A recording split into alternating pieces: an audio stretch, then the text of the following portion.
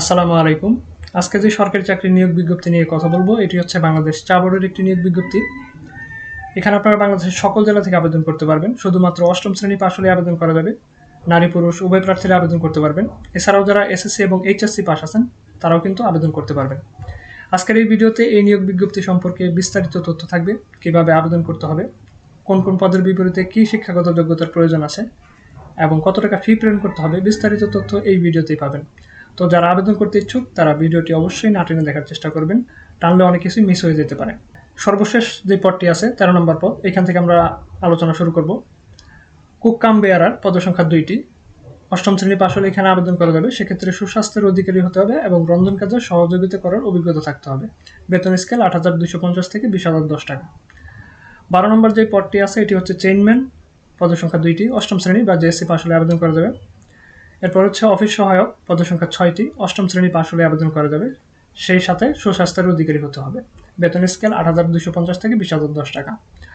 আরেকটি বিষয়, আপনারা যারা সরকারি চাকরিতে আবেদন করতে ইচ্ছুক কিন্তু জানেন না কিভাবে আবেদন করতে হবে, তারা চাইলে আমাদের মাধ্যমে যে কোনো সরকারি চাকরিতে আবেদন করতে পারবেন। সেক্ষেত্রে এই হোয়াটসঅ্যাপ নাম্বারে যোগাযোগ করতে পারেন। আর সরকারি চাকরির প্রস্তুতির জন্য যে পিডিএফ সাজেশন আছে, সেই পিডিএফ সাজেশন কিন্তু আপনারা চাইলে আমাদের কাছ থেকে সংগ্রহ করতে পারেন এবং বইও নিতে পারেন সরকারি চাকরির প্রস্তুতির জন্য। শুধুমাত্র এই হোয়াটসঅ্যাপ নাম্বারে মেসেজ করলেই হবে। গবেষণাগার সহকারী, পদসংখ্যা 1টি। অষ্টম শ্রেণী পাশ হলে আবেদন করা যাবে। দপ্তরি, পদসংখ্যা 1টি। মাধ্যমিক স্কুল সার্টিফিকেট অর্থাৎ এসএসসি পাশ হলে এখানে আবেদন করা যাবে।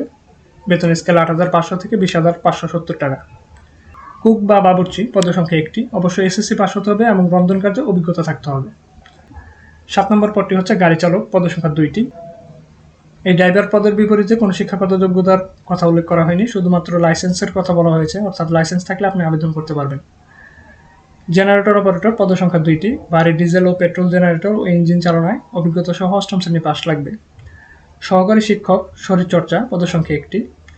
অফিস সহকারী কাম কম্পিউটার অপারেটর, পদসংখ্যা 15টি। বেতন স্কেল 9,300 থেকে 22,490 টাকা। বাংলা ইংরেজি টাইপিংয়ে যথাক্রমে 20 এবং 20 গতি থাকতে হবে প্রতি মিনিটে এবং এইচএসসি পাস করতে হবে। পেশ ইমাম, পদসংখ্যা 1টি। আলিম অথবা সমমান পরীক্ষায় পাস এবং কোরআনে হাফেজ ইমাম হিসেবে অভিজ্ঞতা সম্পন্ন প্রার্থীদের অগ্রাধিকার দেওয়া হবে।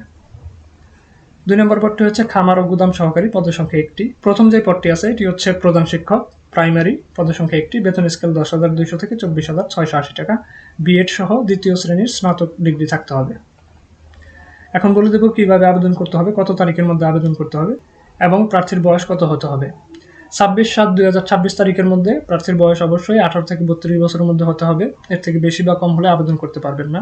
এবং bteab.teletalk.com.bd এই ওয়েবসাইটে গিয়ে অনলাইনে আবেদন করতে হবে। আবেদন প্রক্রিয়া কিন্তু ইতিমধ্যেই শুরু হয়ে গেছে। 28/7/2026 তারিখ থেকে আবেদন প্রক্রিয়া শুরু হয়েছে সকাল 10টা থেকে এবং শেষ হবে 25/8/2026 অর্থাৎ আগস্ট মাসের 25 তারিখের মধ্যে কিন্তু এই আবেদন প্রক্রিয়া শেষ হয়ে যাবে বিকাল 5টার মধ্যে।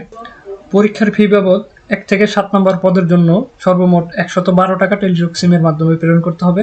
আর 8 থেকে 13 নম্বর পদের জন্য সর্বমোট 56 টাকা টেলিটক সিমের মাধ্যমে প্রেরণ করতে হবে।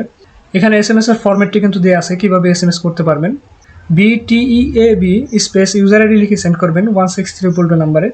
অনলাইনে আবেদন করার পরে কিন্তু আপনাদেরকে সেই আবেদন ফর্মে একটি ইউজার আইডি দেওয়া হবে, সেই ইউজার আইডির কথা বলা হচ্ছে।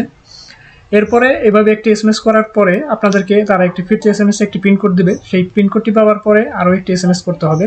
BTEAB স্পেস ইএস স্পেস পিনকোডটি লিখে সেন্ড করবেন 16322 নাম্বারে। তাহলেই কিন্তু আবেদন প্রক্রিয়া সম্পন্ন হয়ে যাবে। এ ধরনের সরকারি চাকরির নিয়োগ বিজ্ঞপ্তি সম্বলিত ভিডিও পেতে চাইলে আমাদের চ্যানেলটি সাবস্ক্রাইব করে রাখতে পারেন। আর ভিডিওটি ভালো লাগলে অবশ্যই একটি লাইক করে দেবেন।